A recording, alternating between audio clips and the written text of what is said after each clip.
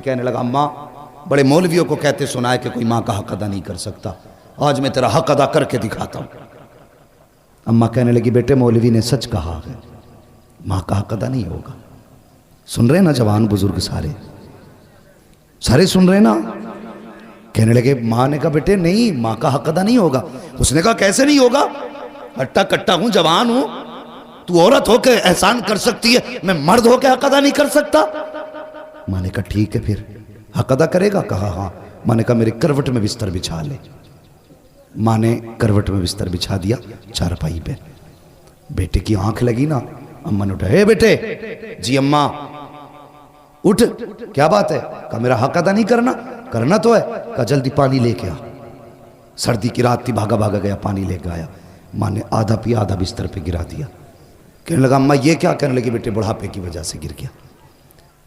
कोई बात नहीं बेटे, बिस्तर सूखा, उधर लेट जा। बच्चे ने, लड़के ने दूसरी तरफ करवट ली, सोया, आंख लगी। फिर माँ ने कह दिया बेटे उठ। तो उठ के कहने लगा क्या बात है अम्मा? कहा मेरा हक अदा नहीं करेगा। तो कहने लगे करना तो है कि फिर जल्दी पानी ला। गया फिर पानी लाया। माँ ने आधा पिया आधा गिरा दिया। 2 हिस्से बिस्तर के भीग गए, तीसरा हिस्सा बाकी बचा।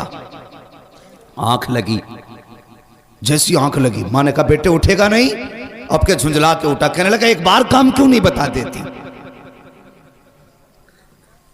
माँ ने कुछ नहीं कहा अभी। उसने कहा ना एक बार क्यों नहीं बता देती? माँ ने कहा बेटे मेरा हक अदा नहीं करना? हाँ करना है ना। कहा जब फिर पानी लेके आ। फिर पानी लाया। माँ ने फिर पानी पिया, फिर बिस्तर पे गिरा दिया। जब तीसरी मर्तबा बिस्तर पे पानी गिरा ना, अब बेटा बर्दाश्त ना कर पाया। कहने लगा माँ ये तेरे बुढ़ापे की वजह से तेरी अकल बीमारी गई है। बता तो सही तू कितनी बेवकूफ़ है। तूने 3 जगह मेरे बिस्तर पे पानी गिराया। अब बता मैं सोऊं तो कहाँ सोऊं, मैं लेटूं तो कहाँ लेटूं? तूने मेरा पूरा बिस्तर गीला कर दिया।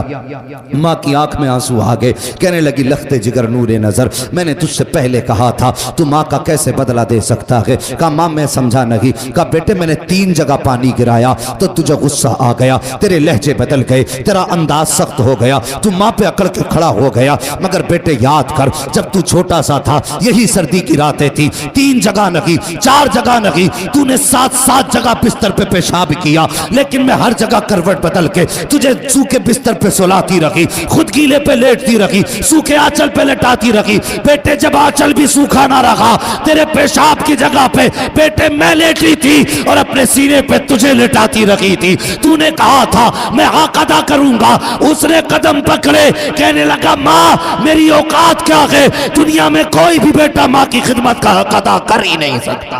बेशक सुभान अल्लाह। कौन हक अदा कर सकता है माँ बाप का? खुदारा माँ बाप की इज्जत करना, इनकी कदर करना।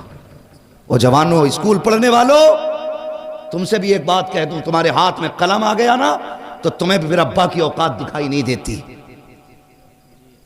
हाँ एक डॉक्टर साहब है, डॉक्टर रूहुल अमीन, वो बड़ी मोहब्बत मुझसे करते, झारखंड के रहने वाले। उन्होंने अपने बाप के बरसी के प्रोग्राम में इस मतलब ये कि अकेले ने प्रोग्राम करके मुझे बुलाया। और बाहर मुझे बुलाने का मतलब होता आदमी का कम से कम 40-50 हज़ार का खर्चा एक आदमी। और मेरे जैसे 3 और बुलाए थे। मैंने कहा डॉक्टर साहब इतना लंबा खर्च, लग रहा है कि अच्छी इनकम है। मैंने हंस के ये बात कही। तो सुनो मेरी बात सुनना, जो बात मैं बताना चाह रहा हूं। उसने इतना सुना और रोना शुरू कर दिया। कहने लगा कमाई ज़्यादा नहीं है, कमाई ज़्यादा नहीं है, मैंने इतना खर्च क्यों? कहने लगा ये मेरे बाप के सामने कुछ भी नहीं है। मैंने कहा मतलब? कहने लगे जब मैं पहले दिन मैं क्लास अटेंड करने गया था तो उस दिन मेरे बाप के पास पैसे नहीं थे। मैंने अपने अब्बा से कहा था अब्बा अगर आज मुझे फीस ना मिली ना मेरी ज़िंदगी तबाह हो जाएगी। तो वो कहते मुझे याद नहीं मेरे बाप कहाँ से पैसे लाए थे, और मुझे ला के 115 रुपये दिए थे। कहते कि उस 115 रुपये को दे के कहा था बेटे बड़ी मेहनत से इकट्ठे किए हैं, मेहनत से पढ़ के भी आना है। कहता बाप ने 115 रुपये दिए, मैंने उससे फीस भरी, मैंने पढ़ाई की।